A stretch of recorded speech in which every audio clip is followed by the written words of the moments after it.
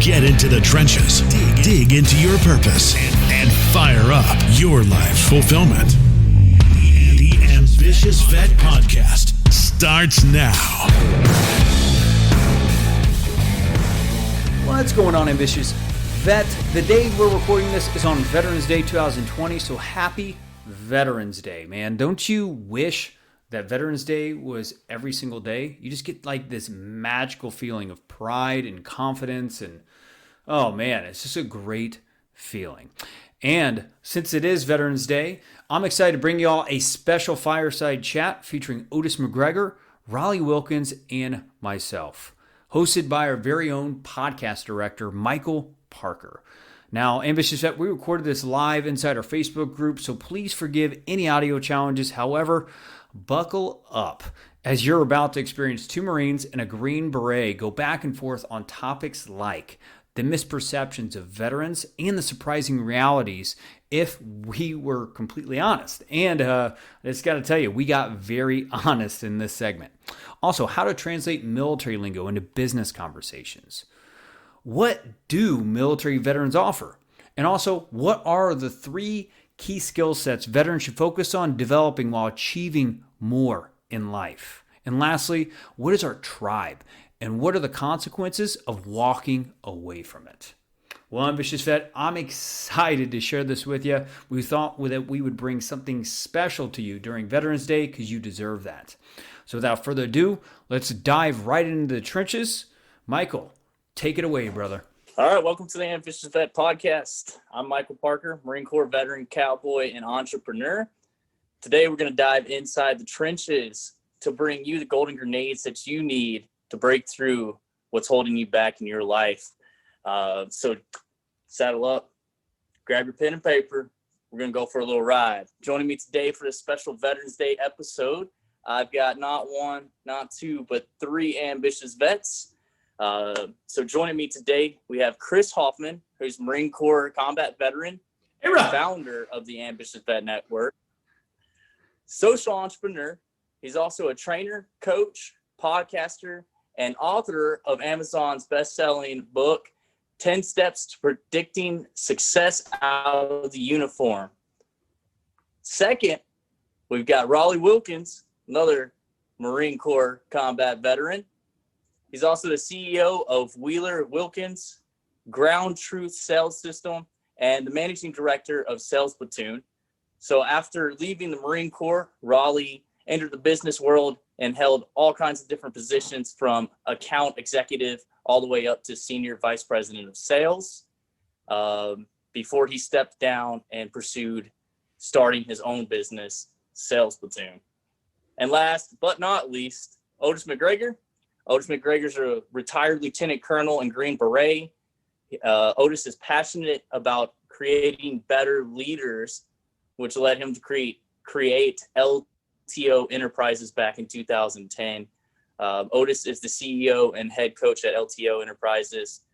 He's the co-host of the Cam and Otis podcast, and he's passionate about rugby and teaching kids how to play rugby.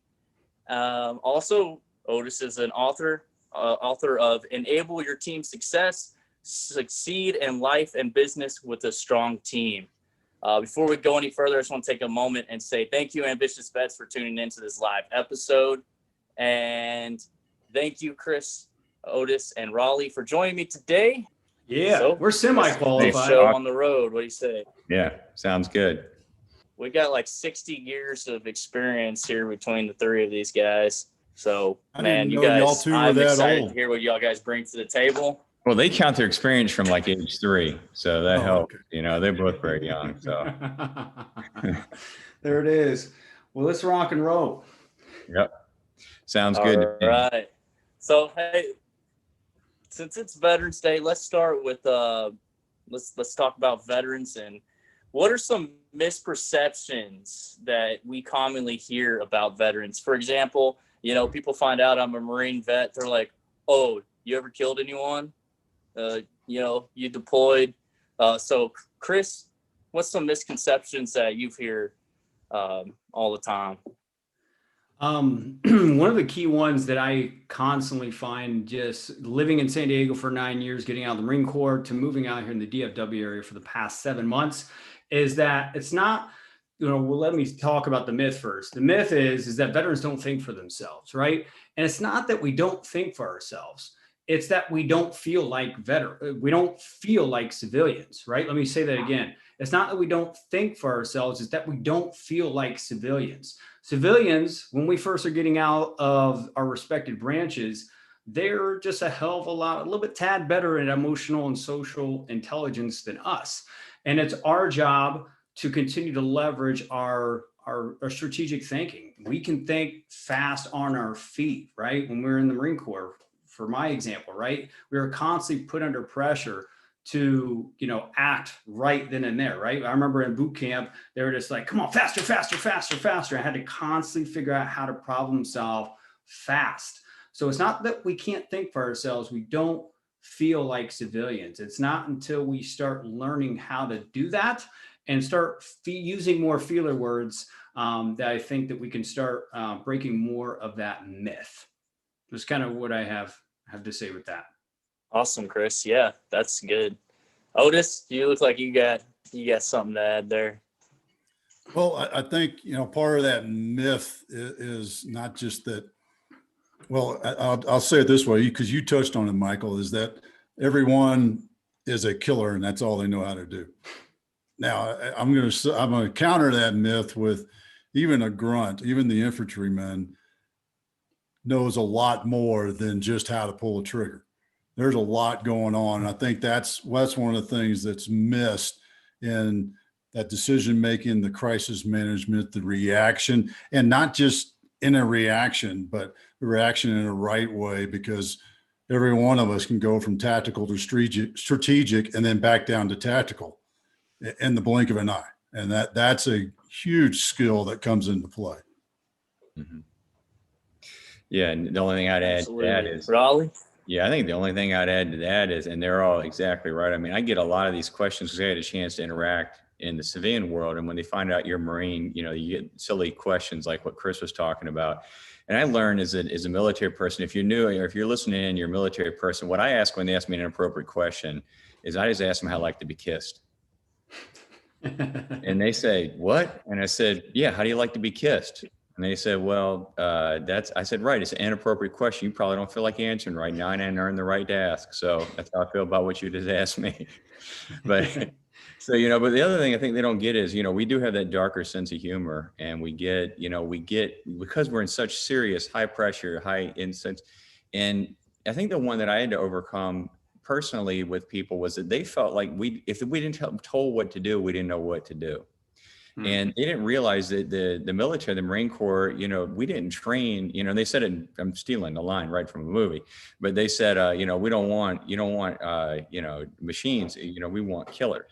We want people that can make decisions, people that can rise to the next level. And, that data rank was important. And so leadership was something to taught. Leadership of self, leadership of others, mission orientation. And as we get deeper into our talk, that strength is also a thing that we have to learn to overcome when we go into civilian world too. Well said. Well, over here with me, I'm wondering. I'm over here with me. I'm just like, after what Raleigh just said, I'm like, how do I communicate that I just want to be kissed by civilians, no matter what industry I'm in? I'm like, hey, I got to figure out how to say that and get kissed. I'm trying to get kissed. You want to get a pizza and make out. When they say no, you say you don't like pizza. We can get something else. You know what I mean? You like burgers? There's other things on the menu. Otis, you're a little red over there. Well, it's because I'm jealous. Nobody's asked how well I kiss or asked me out for pizza here lately, So I was just kind of. I got the fire lit, Otis. If you want to come on over, we're already here. So.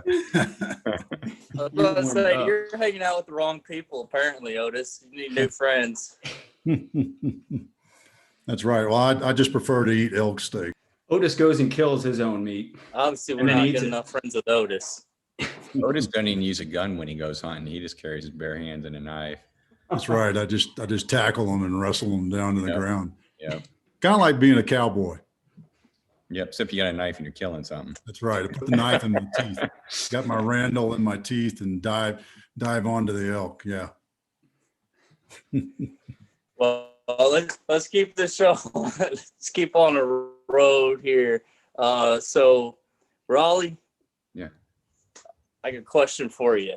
You know, I hear a lot of when we transition out of the military and we transition into the business world, there's this breakdown. And I know from personal experience, people are like, well, what can you do? And I'm like, I can fix helicopters. You know, I wasn't able to translate my military skills into business talk. So how do we go about addressing that education gap and making ourselves more attractive, you know, and bringing out the skills that we already have? How do we translate that? Yeah, well, that's a really good question. There's a lot of layers to it. And, you know, the first step in solving any problem is recognizing there is a problem. And unfortunately, when I come out of the military, a lot of the times I come out of it with the same mindset and frame of reference that I went into it with. And I'll say that again. I come back into the civilian world with the same mindset and frame of reference. Remember when you go to boot camp, take all your clothes, put them in a paper bag, and you don't see them again until you come out, and none of that stuff fits, and you're wondering who even wore such gross stuff before when you got this brand new uniform you can't wait to get home and get kissed in. Kissing's the theme today if you hadn't found out. But the idea is you went to a transformative experience, but you're going to spend the next 4, 8, 12, 20, or 30 years, and you're going to experience 3 things that no civilian ever experiences: boot camp, a uniform, and a UCMJ. And when I explain the UCMJ, I tell people, as civilians, to say it's just like being a U.S. citizen, except for you voluntarily give away half all your rights and all your freedom. And so we are legally bound that if we show up late for work or fake sick or cheat on our spouse, we can and will go to jail. And so they like that. But the problem is, if you were 20 years old like I was and you enlisted, you were a junior in college and you were from a small town in Franklin, Virginia, when you come out, that's your frame of reference. So when I exited the service, that's what I thought existed to me. A-class mechanic, small town, you know, nothing else was on the radar. And so first I had to realize there's a whole world out there I didn't know anything about. And in that way, and I hate to make the correlation, we're almost like people who, I'll say we're on a desert island, but it's almost like prisoners, where they're watching movies and TVs, but somebody's been in prison for 20 years and never held an iPhone. They have no idea how to use it. And so when we come out, we're limited because most of our contacts are other operators or other people that we serve with. And so how do you start to create those connections? And so recognizing that there is an entire world out there that you don't know about, and that they don't know how to translate your experience for you, and neither do you. But there are people who do. And we went through a transformative experience when we all went to boot camp. As 8, 12, 14 weeks, we were transformed into sailors, soldiers, airmen, Marines. Well, when you come off active duty and you don't have a 20-year enlistment, you got about 3 days of a TAP class with a retired lieutenant colonel, you know, or somebody who hasn't ever been in the civilian world trying to tell you how to be in the civilian world. And that can be really challenging. And so those are the challenges. And so you have to start to build your mentorships early. LinkedIn can work for that really well. If you're not on LinkedIn, get on LinkedIn, get connected with people, reach out to other veterans who are in positions that you want to be in. Because when you're in those positions, they're going to help you, guide you. They will become your drill instructor to help you move through that process. And then look for programs that are led by other military people. That's the reason I started Sales Platoon, which is way too many companies out there that are people that had never been in the business world or never been in the military and didn't know how to take that bridge. And I wouldn't hire Mike Tyson to come train Marines. Why would I take a U.S. Marine, try to teach them how to sell unless they had done it? And so that was kind of the idea, you know, and I'm sure Chris and Otis have some things to say on that too. But, you know, first recognizing you have a problem, then exposing yourself through podcasts, through books, just ask people, what does the business world look like? I had no idea that revenue operations even existed and how critical it was in a business. And yet it became the thing that defined the next 15 years of my life and was a path to, you know, sit next to a fireplace right now and nobody's shooting at me, which is a really nice place to be. I bet. Does that help? Chris, you got anything to add? Go ahead, Chris. Oh, you want me to go? All right, I'll rock. This Marine will follow directions. For myself, you know, Raleigh was saying, you know, identify the problem. My problem was I got out extremely depressed and I got out angry, right? And the reason why I got depressed and angry and led up to 2014, where I had 2 failed suicide attempts, was because I got out with this huge vision for what life looked like. But my human capital simply I didn't have the abilities to actually, immediately start executing on that vision. So I thought. So what I had to do is I had to start translating that military lingo. So for myself, what I started doing is I just simplified shit like all Marines do. And I was just like, all right, so all I got to do is choose like, an MOS or a job, an industry, and start doing time and grade and start building experience, building human capital within that experience, skills, knowledge, starting to surround myself, like Raleigh was saying, with mentors, podcasts, books, stuff like that.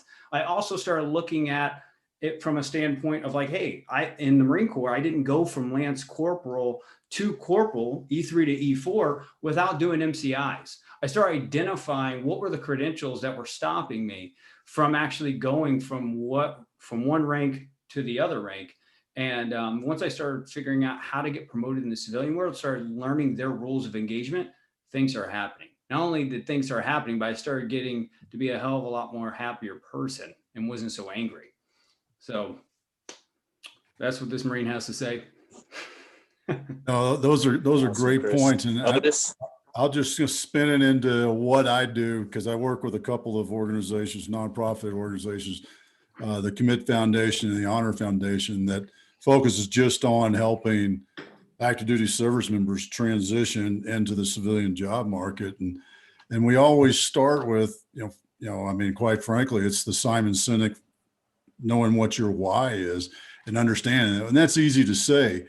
And one of the tools that we use is having that individual describe something that was just the best thing to happen to them during their career. And then take that event that was just so awesome for them, and break it down into pieces. And what are those pieces and parts that really created that event? Because then from there, you can start to use those to refine what it is you want to go do, and how you want to go do it, and who you want to do it with, and those sort of things. And I think that's what you all talked about, and y'all did it the hard way. With the Commit Foundation and the Honor Foundation, we try to teach those service members how to do that, so that that path that they take is a little bit clearer and not quite as rough. And the school of hard knocks thing is a great thing to go through. But if you don't have to go through it, let's get to the end point sooner. Accelerate. Yeah. Accelerate it. Well, yeah, it's the vertigo we go through, right? It's kind of like, I got a porch in Chicago, it's 12 floors up, and it's got a railing on it. I go out there and have a cup of coffee in the morning, don't think anything of it. And I do it because there's a railing there. And I've never pushed that railing to see if it works. But knowing the railing's there makes me comfortable enough to go out there and have a nice warm cup of coffee 120 feet off the ground. And the military puts a lot of railings up for us. But when you leave active duty, those railings come down and the identity strips off. And I've had a couple of cohort members that I always stay in touch with the guys who go through sales platoon, because they go to the civilian world and they find themselves navigating the streets of Paris from the map of Chicago, and their identity's gone. And the more combat oriented you were, the more mission focused you were, the more dedicated your life became to it. When that comes off, it can be really hard. If you don't have what we'll talk about later, the tribes and things like that Chris and Michael talk a lot about, but, in Otis's group, you have to have that. I mean, that was why, I struggled with that for years. It was like, that was you earned the title Marine. And it's like, but all of a sudden, nobody knows that, nobody cares. And it's got to be hard. You sergeant major, lieutenant colonel, and you got a nice little lettuce rack over here. And we all know when we see combat action ribbon with a gold star and a bronze star and a silver star, whoa. But civilian looks at that and goes, did you spill something, Bob? Yes, they don't know. Yeah. I want to throw out one more thing that both of y'all said, to put it into a technique that makes it a little bit more refined, and that's the mentors. and finding those mentors and building your network. And it's 1,000 cups of coffee. You know, I learned that working with those two organizations, Commit and Honor Foundation. And it's just such a great tool to start to expand your network, to widen your network. Because you're right, when you first get out, you know, you look around and you're with the guys that are like you, when your cohort all gets, 50% of your cohort that went through boot together and platoon and all those things together, all get out together and you all hang out together.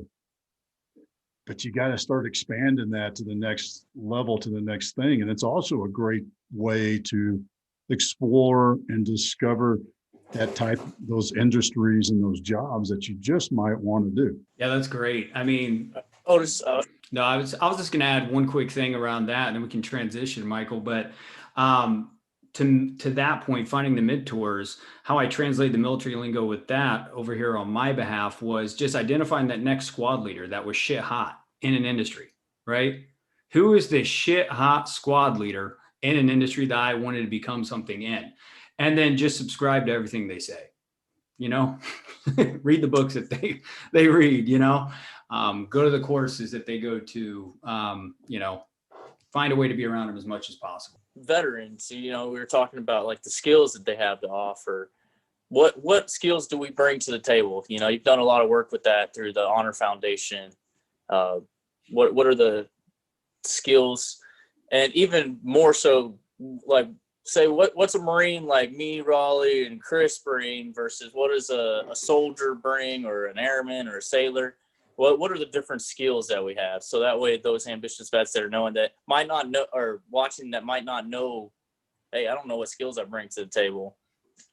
Well, on the, you want me to tell the real ones, or you want me to tell the funny ones? Because especially when we start talking about the service members, but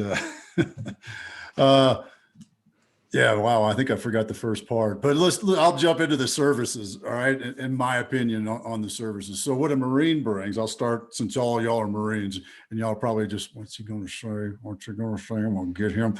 No, but what Marines do is they can focus and have a laser focus with confidence to accomplish and overcome.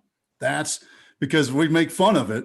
Because what do you do when what's a Marine do? They hit the beach, and they hit the beach, and they hit the beach. No matter what, they hit the beach. Doesn't matter what's on the beach. That's their job. When they run into the wall, they keep running into the wall till the wall's gone.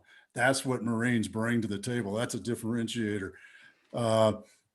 Army, I think it's so broad with the Army because it's so much larger. But the Army has a bit more long-term view towards things, and the fact of planning and not just planning for tomorrow, but planning, how does what I'm doing today affect next week and next month, sort of thing, kind of in that sort of stacked layer. Air Force is probably, let me jump back to the Navy before I go to the Air Force. The Navy is a really interesting thing because where the rest of the service is, you go to a school to learn your job, generally speaking, right? The Navy, they say, here, start learning. They don't, all the officers learn on the job. They go to a ship and they bounce around in jobs on a ship to learn their job. All the other services, we all go to a school before we do that. And I think because of that, the Navy brings a really great ability to just discover and learn on the go, rapidly adapt and pick up and move forward. The Air Force, highly technical, generally speaking. But one of the things I think that the Air Force does is their aspect is much more corporate, quite frankly. The way that they're organized, the way they operate, their thought processes, everything they do from the other services looking at them is much more corporate structure. They're still very much a military organization, and they have some attributes of what I just said for all three other services. But I think the Air Force, it's a much easier transition for the majority of them. You know, there's some smaller groups of Air Force TACPs and PJs that are much more like being Marine and Army. But the rest of the Air Force, it's, man, you know, I joked with somebody the other day when I was working on an Air Force base here in town for a while. You don't want to be out on the roads around 1600 or 1630 because that's when the Air Force quitting whistle blows, and every one of them are hitting the road to get off base before the recall is blown and retreat is blown, and then the national anthem is played. Every one of them wants to get off base before then. So look out. So yeah. Now, did you have one more? There was one more that I started making jokes and then I forgot about. No, the first part of that question, what are the different skills that veterans just in general bring to the table? Okay. Well, I think that's just the ability to react and adapt. I mean, whether you're a career soldier or a one enlistment soldier, it's pretty rare that you're in a job for maybe 18 months, maybe 2 years, and then you're in a new job. And then you're in a new job. And it just goes on and on and on like that. And a lot of times, if you stay in career like I did, not only are you in a new job, but you're also in a new location. So the ability to adapt and understand and pick up what's happening very quickly is a great skill set I think all veterans bring. Well, the only thing I'd add to that is something that I hadn't even thought of till I was listening to somebody else's talk, and it was you know, we're in a very sensitive political climate right now. But in military, in the Marines, you either light green or dark green, that was it. And we know how to work on really diverse groups, not just ethnically, but socioeconomically. I mean, you get the richest kids in the world to the poorest kids in the world that all show up in our boot camps for the armed services. And we all learn to work together and set those differences aside. That's something most people have never experienced. They go to college, they go to high school, they stay in that same socioeconomic peer group, a lot of time even ethnic group.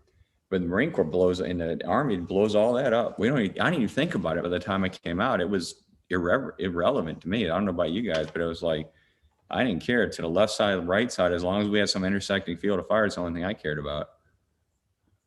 Well, and that's the purpose of boot. And that's one of the things that, you know, I was kind of disappointed when the Marine Corps did this and they started putting name tapes on the uniform.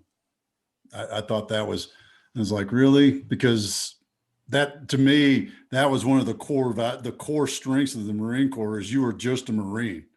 You weren't Hoffman, you weren't Wilkins, you weren't Parker, you were a Marine.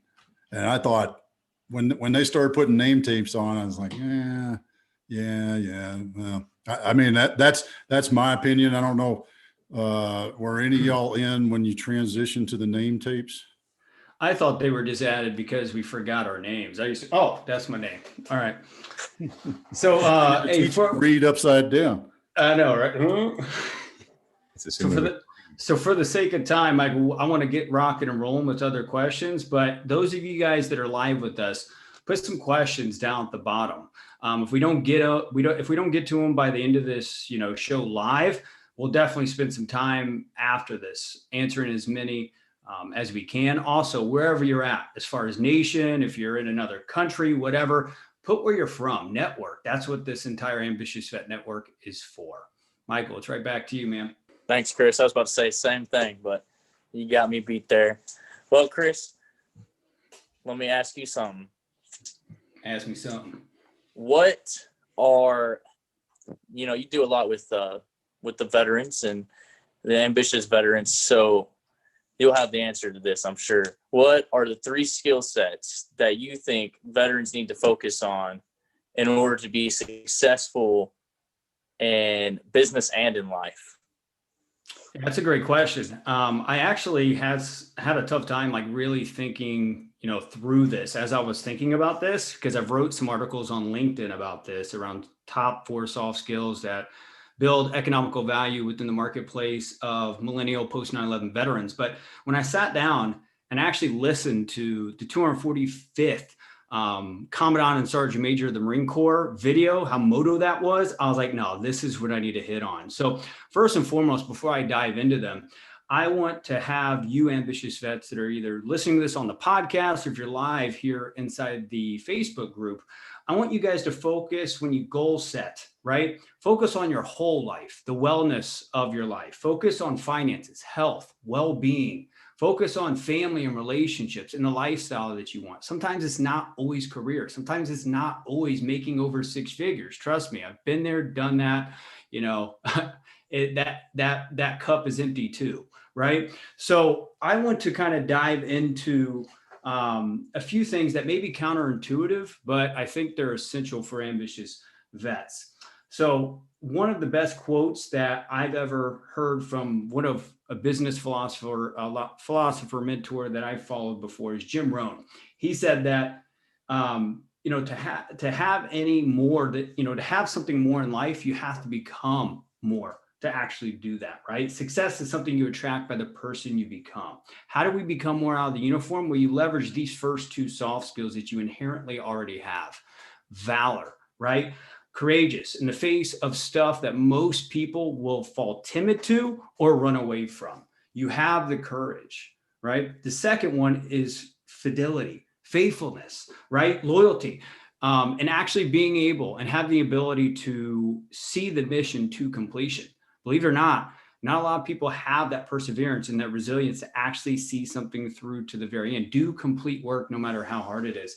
And then the last thing is one thing that has attributed to a lot of my success is finding one technical skill that if you put 1,000 hours in will have you create that occupation prestige, that income goal that you have, or that life satisfaction goal that you're looking for, right?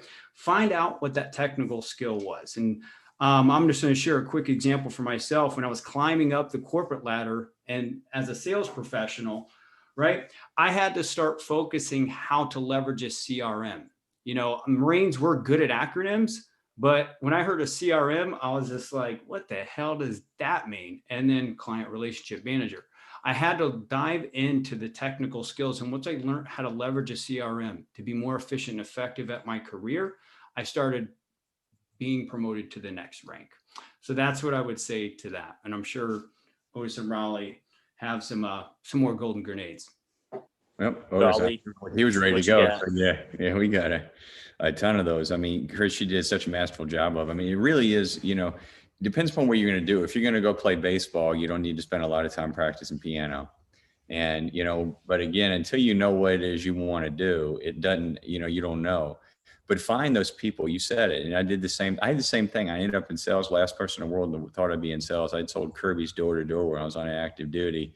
I think I was more scared knocking on those doors than I was in any, it's just, that pit in your stomach and it was, but you learn it and you have to fail at it. And the thing that I would say is to understand that when you get a job, no one's hiring you because you have the ability to do the job. They usually hire you because you have the ability to learn how to do the job. But people make a lot of analogies between the business world, sales and sports, but I think they're actually wrong. And the reason they're wrong is they talk about practice and discipline, which is true. But think about 90% of what we did was training in the military, maybe 95% for 5% of time in action, right? And we were planning not to fail. But civilian world, the only way you get ahead is fail. That's it. You have to fail by learning because if you're trying to do something that's never been done before, you're going to create some challenge. So find the people down the range who have successfully gone where you're going and then figure out where they stepped. And that's a good place to walk through a minefield. Look for the guy that made it, not the one that's thinking about it. And that's kind of what I was thinking. We know how to do it. We have all these skills. And what Chris said, you already know how to do. You stayed alive this long because if you're not listening to this podcast unless you got a great antenna. I'll just throw in one thing that's sorry, but it's kind of a pet peeve of mine. And those of us that, walk through some paths, the word failure is such a terrible word in my vocabulary. So what I tell vets to do is because there's that whole thing in the entrepreneurial world: fail fast, fail forward, fail often. And I'm like, I hate even saying that, but it sounds really pretty, but I hate it. Don't look at it as failing. Look at it as adjusting fire. I mean, when I'm calling for fire in that 155, well, back in my day, that 155 round is flying out, and I've got to adjust fire. That's what I'm doing with business. That's what I'm doing with my target set that I want to accomplish in the civilian world outside the military. I'm adjusting fire. I'm adapting and overcoming. I'm that Marine pounding my head against the wall until I learn that there's a door over there. That's what we're doing. We're adapting. We're not failing, because I think, me personally, I mean, and many of the service members I've coached, that failing, that word is just, because it means you're a no-go, and you got to recycle, start all over again. And I don't like that. That ain't no good. I don't want to go through that phase of Ranger School again, believe me. And that's what failure means in my book. So it's not failure. You're adjusting fire, and you're re-aiming on that next set of targets. I like it. It's like the bracketing we did with the artillery, right? Hasty success of bracketing, trying to zero in on it. It's such a good way. I think you might not hear me say that anymore. I just learned on the podcast right now. Thanks for letting me listen. Yeah, I feel like you only fail once you give up trying. You're going to make mistakes, but learn from those mistakes and keep progressing forward. That brings us to our last topic. Chris, Raleigh kind of talked about it earlier. We're talking about tribe. Chris, who is our tribe? Yeah, this is a great question. I think in our pre-interview, I think Otis brought this up, and it was really inspiring, because it's one of those things that you don't realize how valuable it is until the more years you spend out of the uniform. And I'm sure, Otis and Raleigh will talk more about that, but specifically for the Ambitious Vet Network, this is a tribe of gritty, determined, growth-minded veterans that, just do not settle in life. We've realized that, the immediate transitional tools like resume writing, interview prep, job fairs, stuff of that matter, get you stability, but it doesn't get you, that thing that you desire most in your heart. And you know what that is. We surveyed over, 400 veterans inside this qualitative research study that have told us what that really is, so that's who this tribe is, and they're constantly looking at what that next challenge is. So I'll tee that up for Otis or Raleigh. So Otis, I'll hit the tribe. The next part of this question is for you. Go ahead, Michael. Sorry about that. So speaking from experience here, when I left the military, I left the Marine Corps, I walked away from it. I hung up that hat. I said, hey, I'm done with that. On to the next chapter of my life, until finally realized I needed that. So Otis, why should veterans return back to their tribe? Well, first thing, you got to understand what, when we talk about tribe, why are we saying tribe? Tribe is that group of people that you're familiar with, and they have like ideas and thought processes, and will support you. And that's the key element of that. They'll support you. And I think the tribe, the veteran tribe, is that tool, because Michael, what you just described is what probably 80% or more do when they get out of the service.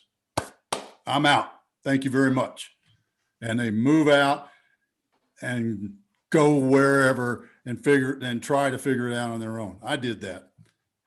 And about 5 years after I retired, I was like, something else is missing. I mean, I was missing a couple other things, but something else was missing.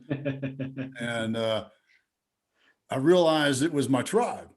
So I started doing things back towards my tribe, whether it was, the Special Forces Association, the Green Beret Foundation, those sort of things that reassociated, and was also people I could rely on and trust. I could pick up the phone and ask Chris a question and know I'm going to get a straight answer and a no bullshit answer. Same thing for any one of us. And I also know that I could call up Raleigh and he'll jump in the car and drive over here when I need him. That's what we're talking about. That's what a tribe gives you. And I think one of the big lessons that everybody needs to learn is don't be the prodigal son. Don't test it. But if you are the prodigal son, come on back. I'll just tell you that right now. I'd agree. It's so Raleigh. Yeah. Go ahead, Raleigh. Oh, I thought you had another question for me. You got a special one for Otis. I just thought it might have a special one for me too. So, yeah. Well, Otis kind of took part of my question for you, but I would definitely like to hear your take on it. It kind of touched on what happens when we walk away from your tribe. So, in your point of view, what are the consequences for walking away from our tribe? Yeah, it goes back to that vertigo I was talking about. When I look to my left and my right, you don't get any more the same than you get when you're in boot camp, any more the same than you get when you're deployed together. You're going to get more the same. You have a common mission, a common purpose, and a common theme. And so Chris touched on it earlier. You have to find that why that gets you up in the morning, because it's not going to be because you've got some huge mission. I had a guy, Rod Harrison, spoke to our group, and he said, it's really hard to get upset about being written up at work when you've been through SEER school. And it was, and he's speaking from experience, and I never went to SEER school, but I can imagine, you know what I mean? And it's hard to be written up, So at any rate, the tribe your tribe's going to develop. And there's three kinds of people I found that I need in my life as I get older. I need the people that are coming ahead of me, or that are ahead of me, like we talked about, the ones that are downrange, the leaders to learn from. And we know how to do that. We really do know how to go and seek those out, a lot of the times. And then I need the peers. We talked a lot about that. And Otis talked about my group, right? My running buddies, the guys that get it. I know that we shared a common whatever, we're together. But the other piece that I forget about, and as you get older as men and women, you have to find the people coming behind you, because that's, there's not enough acceptance and love in the world for me. But if I accept one person or love one person, I'm automatically full of both. And if I'm trying to get ambitious, that's great. I'm all about ambition. When my career changed as a sales leader was when I stopped looking at how many people, how much money I was making, how many people I was promoting, how many people I could reach. And as a veteran, doesn't matter if you were, what your MOS was, where you're going to be able to speak a language and reach people in a darkness that no one else can. And we have to share our stories. We have to get out there and make ourselves visible again. LinkedIn, Facebook, Instagram, these are all places you can do even in COVID. But that ability to give back is what makes us military members. We would never think about not marking a safe passage. And yet we go in the civilian world, we forget about the people coming out behind us. And Chris has dedicated himself to that. Michael has, Otis has, I have now with Sales Platoon. And it's creating that path of flags. And it's a safe place to walk. And I want to get you, I want you to leapfrog me, brother. I want you to get beyond me, not make the mistakes I did. And when you do that, that somehow solves all the other stuff. But if I try to make it about me and my path, it's a lonely, lonely path because everybody's a competitor. So we're coming up on time. Anybody got any last things to add? There's no questions for us. So you guys must be knocking it dead over here. He's still trying to figure out how to get Otis to kiss him. No, I just want to say thank you to the ambitious vets that did show up. We got some great comments inside. Bennett Tanton's a United States Marine. We got Robert Garcia. We have Tiffany. She's a brand new member that I think came in from LinkedIn, and Andrew Bliss. Andrew Bliss was a sergeant I served in combat in Afghanistan, actually. So he just said, good talk. He's like, it's good to see this platform. He's like, keep it up. So thank you guys that actually did come in and join us live. And Michael, back over to you, brother. Well, if that's all we got, I guess it's time to saddle up and head home. Until next time. The Ambitious Vet is available on all popular podcast platforms. Go to vettrainingcoaching.com to subscribe, rate, and share with fellow vets.